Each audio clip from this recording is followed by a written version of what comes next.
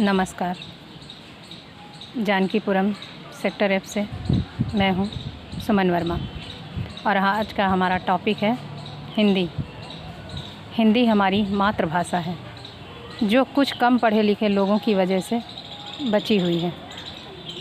हिंदी हमारे लिए उतनी ही ज़रूरी है जितने हमारी जन्म देने वाली माँ, जितनी हमारी भारत माँ और जितनी हमारी धरती माँ। जितना ज़्यादा हो सके हिंदी का उपयोग करना चाहिए। हमारे मज़दूर भाई, हमारे किसान भाई जो कम पढ़े लिखे हैं उनको तो हिंदी ही समझ में आएगी ना। हमारे जीव जंतु, हमारे पेड़ पौधे, हिंदी एक ऐसी भाषा है और प्रेम एक ऐसी भाषा है जो सब समझते हैं। मानते हैं अंग्रेज़ी ज़रूरी है, लेकिन जितनी अंग्रेज़ी ज़रूरी है उससे कहीं ज़्यादा हमारी समझ से हमारी मातृभाषा ज़रूरी है। हम हिंदुस्तान में रहते हैं, हिंदी बहुत ही ज़रूरी है। हमारे जो युवा पीढ़ी है,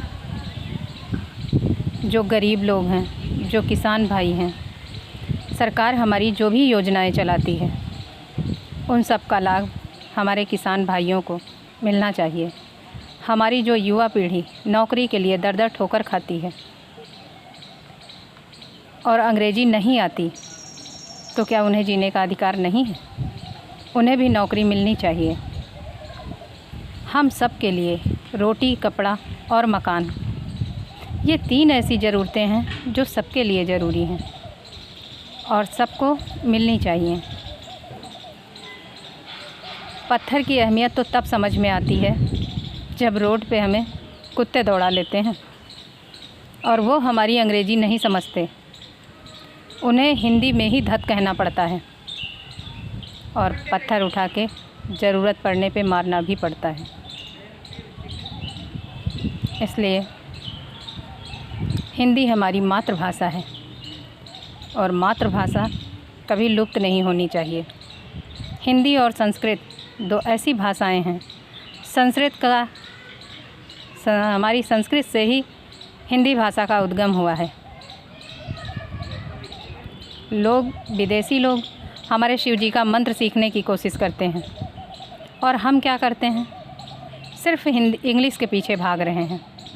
नहीं, हमारे लिए दोनों ही ज़रूरी है। अब देखिए, विदेशों में हमारे शिव जी के मंत्र जपे जाते हैं तो कुछ तो ख़ास है हमारी संस्कृत में और हमारी हिंदी भाषा में। नहीं, विदेशी लोग हमारी हिंदी सीखने हमारे देश क्यों आते हैं? कुछ तो ख़ास होगा। हमारे मंत्रों का उच्चारण वो अपने बच्चों को क्यों सिखाते हैं? कुछ तो ख़ास होगा।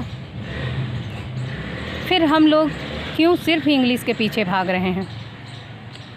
जिसको इंग्लिश नहीं आती है उसको क्या नौकरी पाने का कोई अधिकार नहीं है? होना चाहिए, क्योंकि बहुत जगह ऐसा होता है जहाँ इंग्लिश नहीं आती वहाँ जॉब नहीं मिलती और एक ज़रूरतमंद इंसान के दिल पे उस समय क्या गुजरती है ये कोई नहीं समझ सकता। पहले ज़माने में तो हिंदी ही पढ़ाई जाती थी, इंग्लिश तो बहुत कम। तो जो चीज़ नींव में पड़ेगी वही तो मजबूत होगी। जो बड़े घर के लोग होते थे, इंग्लिश स्कूलों में पढ़ते थे, वही ज़्यादा इंग्लिश सीख पाते थे।